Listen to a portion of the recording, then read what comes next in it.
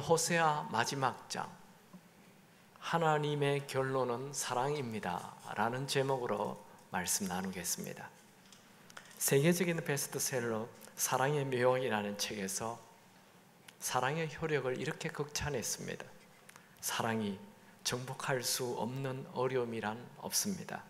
사랑이 치료할 수 없는 병도 없고, 사랑이 열지 못할 문도 없고, 사랑이 건너지 못할 해협도 없고, 사랑이 무너뜨리지 못할 벽도 없고, 사랑이 뉘우치게 하지 못할 죄도 없습니다. 맞습니다. 사랑은 정말 큰 힘이 있죠. 처녀총각이 사랑하면 사막도 따라가고요, 국경도 넘어갑니다.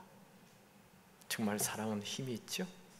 그런데 이 남녀의 사랑도 이렇게 큰 힘이 있는데, 하나님이 나를 사랑한다는 것을 정말 알게 되면 정말 인생을 힘있게 살게 될 것입니다.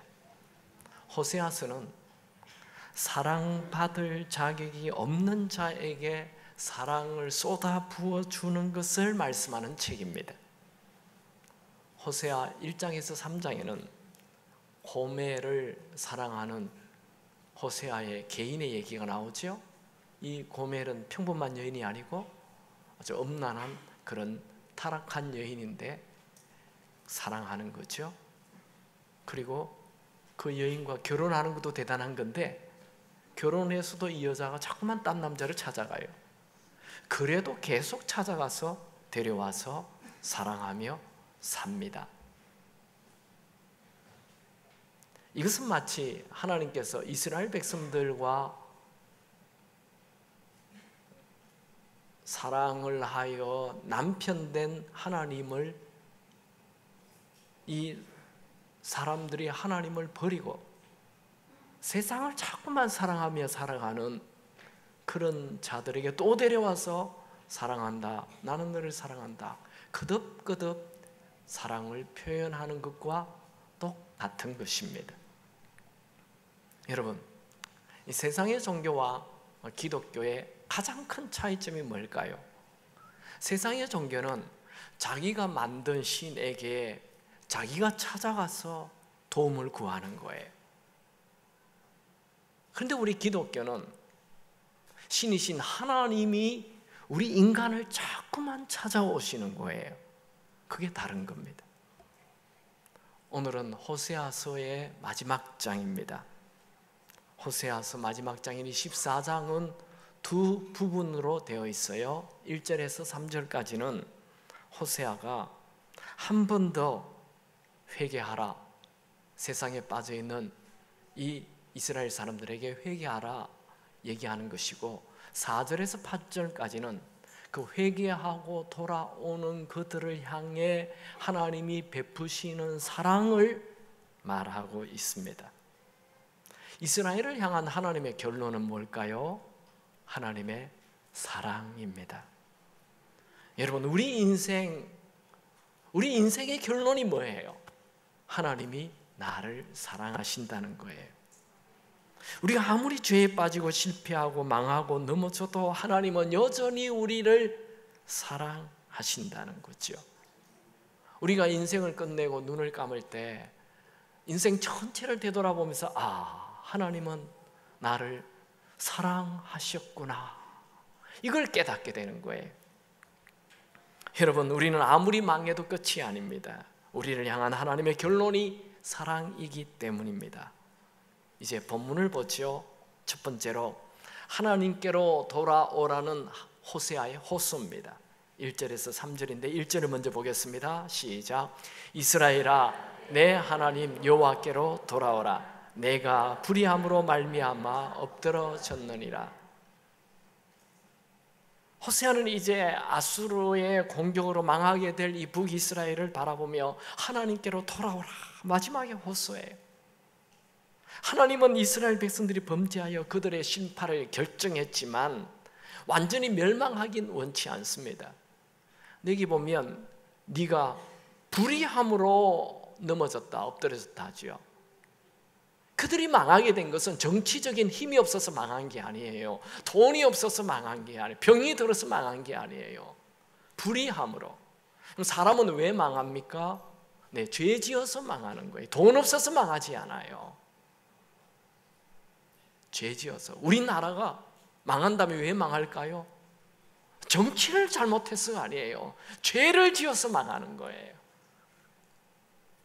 누가 어제 그러더라고요. 동성연애 이런 축제 프레이드를 하니까 이제 세계에 종말이 온 것 같다고 그렇게 저에게 얘기하더라고요. 제가 얘기했습니다. 세계 종말이 온 게 아니고요, 우리 한국이 종말이 온 거예요. 죄 지으면 망합니다. 우리 개인도 똑같아요. 죄 지으면 망하는 거예요. 사람이 돈 없어서 망하는 게 아니에요. 죄 지어서 망하는 거예요. 그런데 1절에 보면 내가 불의로 말미암아 엎드러졌느니라. 엎드러졌다라는 말은 완전히 죽은 건 아닌 거죠. 엎드러졌으면 일어나면 돼요. 여러분, 지금 여러분이 엎드러졌습니까? 아직 끝이 아니에요. 회개하고 일어나면 됩니다. 2절과 3절은 회개할 때 회개의 목록을 좀 얘기해 줍니다. 2절 같이 읽을까요? 시작. 너는 말씀을 가지고 여호와께로 돌아와서 아뢰기를 모든 불의를 제거하시고 선한 바를 받으소서. 우리가 수송아지를 대신하여 입술의 열매를 주께 드리리이다.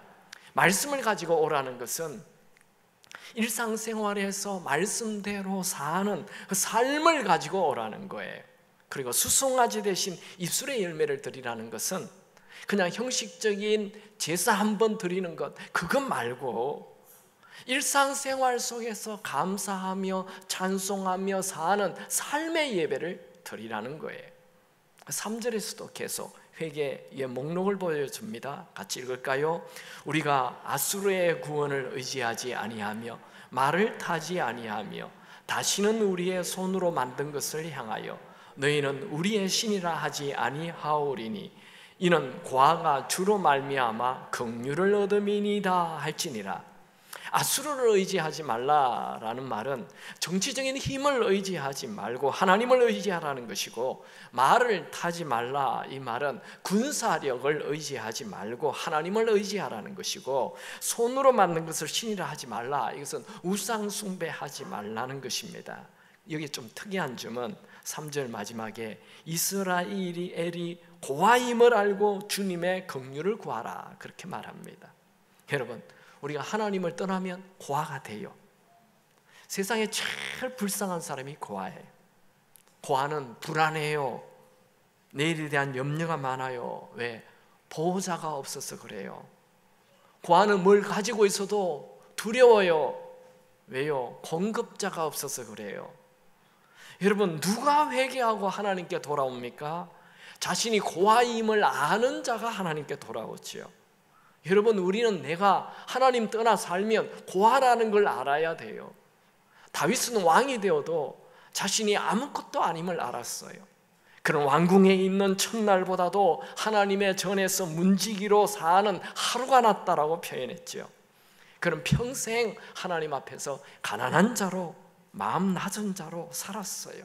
그래서 다윗을 하나님은 내 마음에 합한 자라 말씀하는 거죠. 여러분, 누가 기도합니까? 내 능력으로 인생을 살 수 없다라는 것 아는 자가 기도합니다. 결혼하셨어요? 우리 남자와 여자 너무 다르죠. 어떻게 행복한 부부생활, 가정생활을 합니까?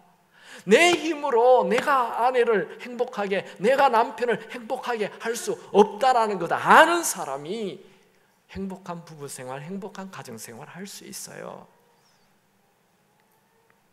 우리 이제 막 결혼한 분들 빨리 깨닫기 바랍니다. 한 10년 살아야 깨달아요. 아, 내 힘으로 안 되는구나. 호세아는 이스라엘 백성들에게 아수르를 의지하는 것을 회개하고 말을 타는 군사력을 의지하는 것을 회개하라고 말합니다. 그리고 내 손으로 만든 자랑 다 버리고 내가 구합니다, 내게 긍휼을 베푸소서라고 회개 기도하라고 말합니다. 여러분, 우리는 하나님 대신 의지하는 모든 것, 회사, 학력, 인맥, 돈, 실력 다 버려야 합니다. 우리가 자랑하는 것 다 버려야 합니다. 내가 하나님 없이는 아무것도 아님을 알아야 합니다. 성경이 말하는 진짜 회개는 내 멋대로 사는 그걸 회개하라는 거예요. 내가 주인 되어 사는 그걸 회개하라는 거예요. 하나님 없이 내 힘으로 사는 그것을 회개하라는 거예요. 탕자의 회개는 아버지를 떠나 자기 마음대로 살았던 것을 회개한 거예요. 아버지를 떠나 사는 것이 죄인임을 알아야 합니다. 아버지를 떠나 산 것이 고아입니다. 두렵고 불안하고 외롭습니다. 탕자의 살 길은 자신이 고아인 것을 알고 다시 아버지 품으로 돌아오는 거예요. 탕자가 자신이 고아인 것을 알고 아버지에게 돌아오자마자 아버지는 큰 은혜를 베풀어 주죠. 탕자의 위대함은 자기가 고아인 걸 알았다는 거예요. 여러분, 내가 하나님 없이 살면 고아라는 것을 알아야 합니다. 내가 가진 것 아무것도 아닙니다. 내가 그 자랑하는 거 그거 아무것도 아니에요. 그거 다 냄새나는 거예요. 악취나는 거예요. 여러분의 자랑 뭐예요? 외모 자랑합니까? 돈 자랑합니까? 그 뭐 실력 자랑합니까? 그 자랑하면요 악취가 나요. 냄새가 날 뿐이에요. 이렇게 호세아는 1절에서 3절까지 회개하고 돌아오라 얘기하고요, 이제 4절에서 8절까지는 고아임을 알고 하나님을 찾는 자에게 베푸시는 하나님의 사랑을 얘기합니다. 우리 4절을 같이 한번 읽죠. 시작. 내가 그들의 반역을 고치고 기쁘게 그들을 사랑하리니 나의 진노가 그에게서 떠났음이니라. 이것은 하나님께서 이스라엘 백성들과 사랑을 다시 시작하겠다는 거예요. 4절에서 8절까지는 이스라엘 백성들이 아수르의 포로로 끌려갔다가 회개하고 다시 돌아오는 것을 미리 보시고 예언하는 겁니다. 하나님은 하나님께로 돌아오는 자는 그 사람의 상태는 별로 중요하지 않아요. 아무리 자격이 없어도 하나님께 돌아오면 하나님은 그들을 고치고 기쁘게 사랑하신다. 여기 4절에 내가 그들의 반역을 고치고 기쁘게 그들을 사랑하리니, 고치고, 이 고친다라는 단어는 히브리어로 라파라는 단어를 쓰는데 치료한다는 거죠. 하나님은 하나님께로 돌아오면 곧바로 치료하십니다. 이것은 호세아 6장 1절에도 말하였죠. 오라 우리가 여호와께로 돌아가자. 여호와께서 우리를 찢으셨으나 도로 낫게 하실 것이요 우리를 치셨으나 싸매어 주실 것임이라. 하나님은 하나님께로 돌아오면 너 진짜 회개했는지 내가 한 6개월 보고 너를 받아주마, 그렇게 하지 않아요. 하나님께로 돌아오면 곧바로 싸매어 주시고 치료해 주십니다. 여러분, 탕자가 아버지에게 돌아올 때 깨끗하게 왔습니까? 돼지 우리 안에 있다가 돼지 냄새 나는 그 옷, 그 몸 그대로 신발도 없이 그냥 왔죠. 탕자는 실패한 사람이에요. 인생 제일 마지막 밑바닥에 간 사람이에요. 그럼 자기가 봐도 너무나도 비참한 존재였어요. 더러운 냄새 나는 자입니다. 도무지 회생 가능성이 없는 자였습니다. 그러나 그가 아버지에게 돌아올 때 아버지는 맨발로 뛰어나가서 그 아들을 와락 깨안아 주었죠. 아버지가 야야야 가까이 오시오, 너 냄새 난다, 좀 씻고 와라, 그렇게 하지 않았어요. 지금도 하나님은 하나님에게로 돌아오는 자에게 뛰어가십니다. 지독한 실패를 한 자를 향해 뛰어와서 안아주시는 분이십니다. 하나님은, 하나님의 사랑은 우리의 실수보다도 훨씬 더 크십니다. 우리를 향한 하나님의 사랑은 우리가 도무지 상상할 수 없는 무한한 사랑입니다. 여러분, 하나님이 우리를 덜 사랑한 적이 있나요? 하나님은 언제나 동일한 사랑으로 우리를 사랑했습니다. 그럼 탕자가 집을 나갔을 때 이 아버지가 이 아들을 덜 사랑한 적이 있나요? 집 나갔다고 덜 사랑했나요? 나갔을 때도 사랑했어요. 돌아왔다고 더 사랑했나요? 아니요, 똑같은 사랑을 한 것입니다. 아버지의 사랑은 변함이 없었어요. 여러분, 성경 66권 전체를 한 문장으로 말하면 어떻게 되죠? 하나님은 나를 사랑하신다. 그게 성경 66권 전체예요. 그러면 성경 한 장 한 장은 뭐 얘기합니까? 하나님은 나를 사랑한다. 하나님, 성경 한 절 한 절은 뭘 얘기합니까? 하나님은 나를 사랑하신다. 그런데 우리는 자꾸만 하나님이 정말 나를 사랑할까? 자꾸 의심하죠. 여러분, 우리 교회 다니는 분, 예수 믿는 사람 중에 이 우주보다 크신 하나님이 초라한 나를 사랑한다는 것을 정말 믿는 사람 몇 명 될까요?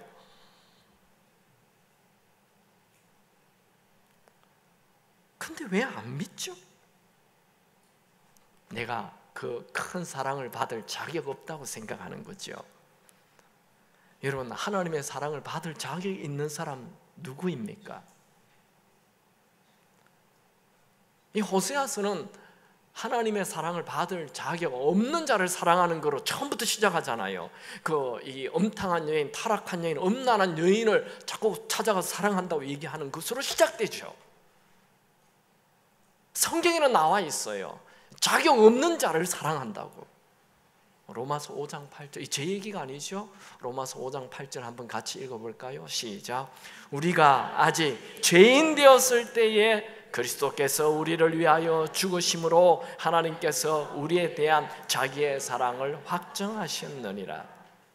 여러분, 성경은 네가 착했을 때 너를 사랑한다 이게 아니고, 네가 죄인 되었을 때, 네가 죄 속에 있을 때, 네가 나를 떠나 살았을 때, 네가 돼지우리 속에 들어갔을 때, 그때 내가 너를 사랑한다, 그렇게 말하고 있잖아요. 하나님은 이 사랑받을 자격 없는 사람이 하나님께로 돌아오면 기쁘게 사랑한다. 그게 14장 4절이에요. 내가 그들의 반역을 고치고 기쁘게 그들을 사랑하리니. 하나님은 하나님 품에 돌아오는 자 억지로 사랑하는 게 아니에요. 기쁘게. 이제 5절에서 7절 보겠습니다. 하나님은 이 하나님의 사랑받을 자격 없는 자에게 은혜 베푸시겠다 말합니다. 같이 읽죠. 내가 이스라엘에게 이슬과 같으리니 그가 백합화같이 피겠고 레바논 백향목같이 뿌리가 박힐 것이라. 그의 가지는 펴지며 그의 아름다움은 감람나무 같고 그의 향기는 레바논 백향목 같으리니 그 그늘 아래에 거주하는 자가 돌아올지라. 그들은 곡식같이 풍성할 것이며 포도나무같이 꽃이 필 것이며 그 향기는 레바논의 포도주같이 되리라. 여러분, 하나님 없이 사는 삶은 아무리 착하게 살아도 그 죄예요. 하나님 없이 사는 삶은 아무리 성공해도 결론은 허무해요. 그러나 하나님과의 관계가 회복되면 우리의 삶은 놀랍게 풍요로운 삶을 누립니다. 하나님은 하나님께로 돌아오는 자에게 이슬 같은 은혜 베풀어 주겠다 말씀합니다. 이스라엘은 굉장히 더운 나라죠. 그들은 별로 비가 없어요. 비가요, 봄과 가을에 이른 비, 늦은 비 두 번 정도 잠깐 내려요. 그럼 평소에 어떻게 풀이 자랍니까? 이슬이 내려요. 이슬이. 건기에는 이슬이 내리는 거예요. 이슬이 내려서 풀들이 자라나고 또 이 동물과 식물들이 다 살 수가 있습니다. 근데 이 이슬은 언제 내립니까? 밤에 내려요. 또 이슬은 조용히 내려요. 하나님께 돌아오는 자에게 하나님은 이슬처럼 여러분에게 은혜를 조용히 내려주고 계십니다. 근데 언제 내린다고요? 밤에. 여러분 요즘 고난입니까? 밤입니까? 나 요새 삶은 아유 캄캄한 밤이야. 네, 밤이면 이 은혜를 더 많이 느낍니다. 밤일수록 은혜는 체험을 하기 쉽습니다. 그 이슬이 내리면 백합화가 피고, 백합화가 핀다는 것은 향기가 난다는 거죠.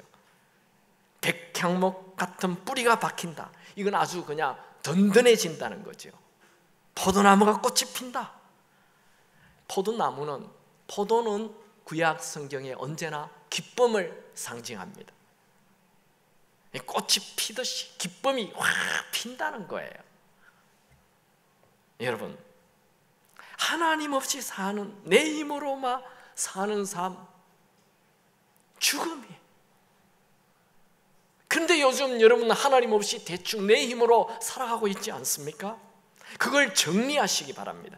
매 순간순간 하나님을 찾고 매 순간순간 그분의 은혜를 체험하며 사시기 바랍니다. 이 비슷한 말씀이 예레미야 17장 7절 8절에도 나와요. 그러나 무릇 하나님을 여호와를 의지하며 여호와를 의뢰하는 그 사람은 복을 받을 것이라. 그가 물가에 심기운 나무가 그 뿌리를 강변에 뻗치고 더위가 올지라도 두려워하지 아니하며 그 잎이 청정하며 가무는 해에도 걱정이 없고 결실이 그치지 아니함 같으리라. 하나님께 돌아오는 자에게는 하나님이 은혜 베푸십니다. 또 이제 8절을 볼까요? 다 같이 읽죠. 시작. 에브라임의 말이 내가 다시 우상과 무슨 상관이 있으려 할지라. 내가 그를 돌아보아 대답하기를 나는 푸른 잣나무 같으니 네가 나로 말미암아 열매를 얻으리라 하리라. 하나님께로 돌아와 이슬 같은 은혜를 받는 이스라엘 백성들은 다시는 우상과 상관없이 살겠다 말하게 되고, 하나님이 풍요로운 잣나무같이 그늘이 되어 주시고 열매도 주신다고 말하게 됩니다. 이 구절을 유진 피터슨 목사님이 쓴 메시지 성경에는 이렇게 번역했습니다. 에브라임은 이제 가짜 신들과 관계를 끝냈다. 이제부터는 해답과 만족을 주는 이는 바로 나다. 나는 풍요로운 과일나무와 같다. 이제 너에게 필요한 모든 것은 내 안에 다 있다. 여러분, 우리에게 필요한 것은 세상에 있지 않아요. 하나님 안에 다 있어요. 우리 하나님은 말씀 한마디로 천지를 창조하신 분이에요. 그러니까 하나님 말씀 한마디 안에 천지가 다 들어있다는 말입니다. 하나님 안에 우리가 찾고자 하는 모든 것이 다 있어요. 그런데 우리는 하나님을 찾지 않고 내 힘으로 뭔가를 자꾸만 찾으려고 해요. 그건 고아의 삶이에요. 여러분들도 이런 고백을 할 수 있게 되기 바랍니다. 나는 다시는 세상의 것을 의지하지 않겠다. 내게 필요한 것은 하나님 안에 다 있다. 여러분, 시시하게 예수를 믿지 마십시오. 정말 하나님 안에 모든 것이 다 있습니다 라고 말하는 하나님께 올인하는 자 되시기 바랍니다. 여러분, 하나님 없이 사는 삶을 회개하고 매일 매 순간순간 하나님과 릴레이션십을 가지고 하나님이 주시는 이슬 같은 은혜를 누리고 사십시오. 하나님은 하나님을 떠난 자에게 은혜 베푸실 계획을 가지고 계십니다. 돌아오기만 하면 하나님은 은혜 베풀어 주길 원하십니다. 저는 오늘 이 호세아 14장을 통해 한 가지 메시지를 나누기를 원합니다. 그것은 우리를 향한 하나님의 결론은 사랑입니다. 아무리 매를 들고 나라를 망하게 하고 포로로 끌려가게 하여도 하나님은 또다시 이스라엘 백성들이 회개하고 돌아오는 것을 지금 말씀하고 있습니다. 그렇게 호세아서를 마무리합니다. 끝냅니다. 부모는 자녀가 아무리 실패하고 죄를 짓고 망가져도 사랑하기를 원해요. 그러면 자기 자녀가 좀 죄짓고 망가졌다 해서 자기 안에 있는 이 큰 유산을 너는 안 준다, 그렇게 합니까? 부모에게 있는 거는 이 아들이 아무리 실패하고 망가져도 다 주고 싶은 게 이 부모의 마음이에요. 그게 부모의 본능이에요. 마찬가지로 하나님의 본능이 있어요. 하나님의 본능은 우리를 사랑하는 거예요. 여러분, 아무리 예수를 믿어도 왜 염려, 근심, 걱정, 불안, 두려움 속에 삽니까? 온 우주의 주인이신 하나님이 나를 사랑한다는 걸 안 믿기 때문에 그래요. 그게 하나님이 나를 사랑한다는 걸 안 믿는다는 증거예요. 여러분, 속으로 다 얘기하죠. 나 하나님이 나를 사랑하는 거 믿는데요. 근데 왜 그래 염려하세요? 근데 왜 그래 불안해하세요? 근데 왜 그래 두려워하십니까? 여러분, 대기업 사장님, 회장님의 아들이 돈 때문에 걱정합니까? 내일은 뭐 먹고 사나 걱정합니까? 그건 자기가 회장님의 아들이라는 걸 모르는 거예요. 안 믿는 거죠. 하나님이 여러분을 사랑하심을 믿습니까? 그러면 염려, 근심, 걱정, 두려움이 떠나가고 오히려 기대가 넘치는 삶을 사시기 바랍니다. 그게 하나님이 나를 사랑한다는 믿는 거죠.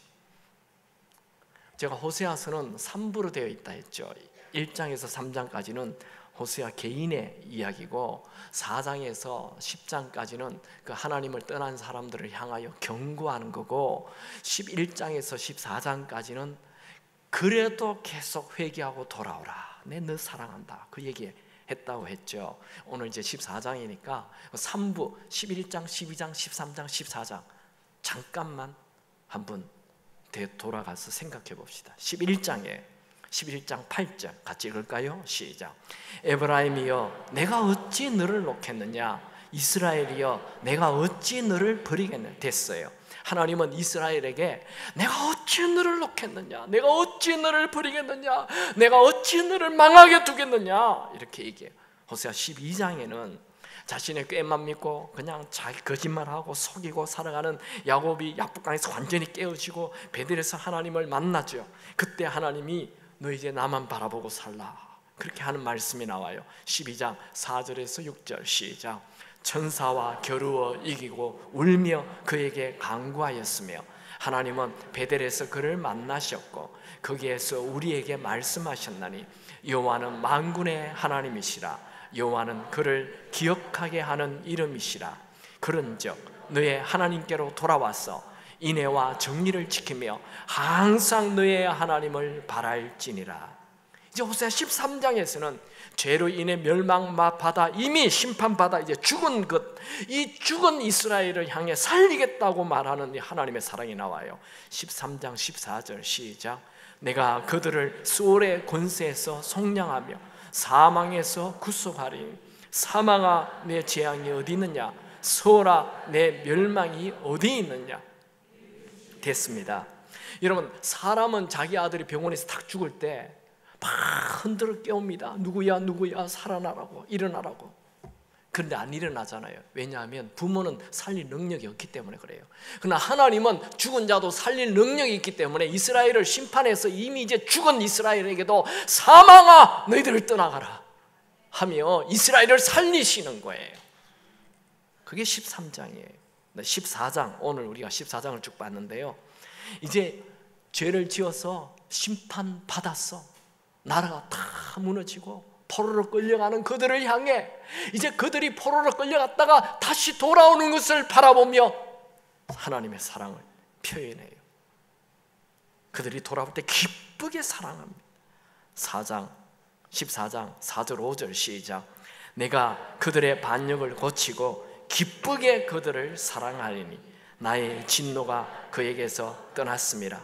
내가 이스라엘에게 이슬과 같으리니 그가 백합화같이 피겠고 레바논 백향목같이 뿌리가 박힐 것이라. 하나님은 하나님의 심판을 받아 끝난 이스라엘을 향해 또 회복을 꿈꾸는 사랑으로 끝을 냅니다. 여러분, 우리를 향한 하나님의 사랑은 하나님 스스로 자발적으로 하는 사랑이고 변함이 없고 끝이 없는 영원한 사랑으로 우리를 사랑하십니다. 이건 제 얘기가 아니에요. 성경이 얘기하잖아요. 우리를 향한 하나님의 사랑은 영원하시다고.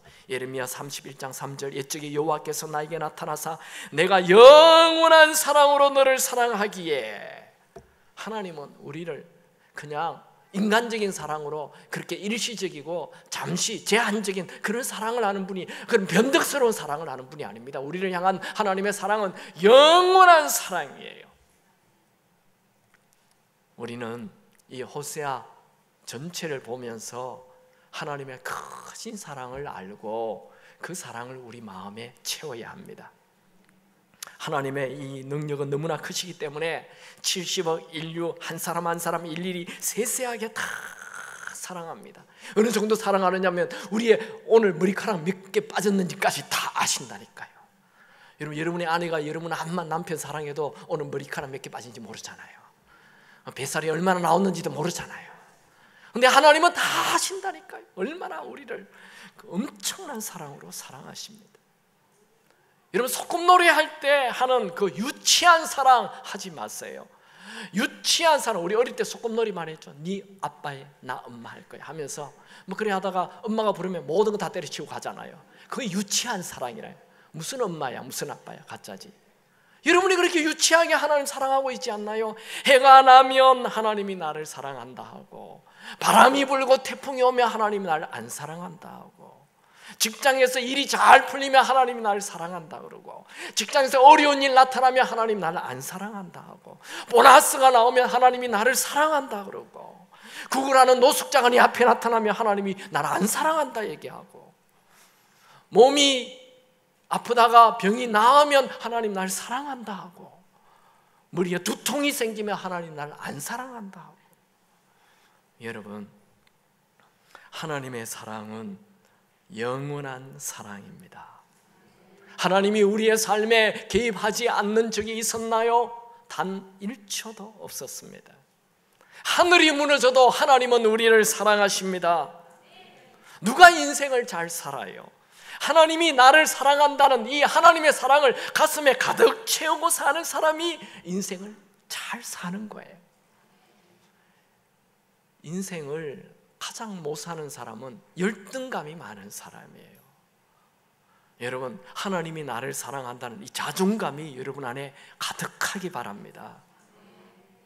가장 행복한 사람, 하나님이 나를 사랑한다는 그 사랑이 가슴에, 마음에 가득 차 있는 사람이에요. 하나님의 사랑은 그 사랑을 믿는 만큼 그 사랑의 문이 열리고, 그 하나님의 사랑을 믿는 만큼 그 사랑을 누리며 삽니다. 다윗이 위대한 삶을 살았죠. 어떻게 그렇게 위대한 삶을 살았습니까? 맨날 들판으로 도망다니면서 그냥 이 온 나라가 그를 잡겠다고 해서 그 나라에 발을 붙일 곳이 없어 블레셋까지, 다른 나라까지 국경을 넘어서 도망가서 미친 척하고 살았던 그가 어떻게 그렇게 위대한 인생을 살았습니까? 그의 고백을 한번 보십시오. 시편 3편 5절에 6절에 보면, 내가 누워 자고 깨었으니 여호와께서 나를 붙드심이로다. 천만인이 나를 애워사 진친다 하여도 나는 두려워하지 아니하리로다.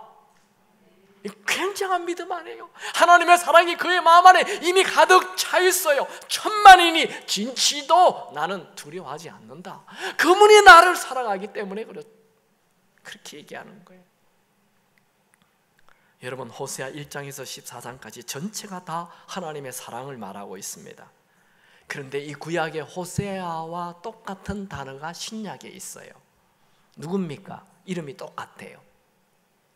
구약에는 호세아, 신약에는 똑같은 단어가 예수예요.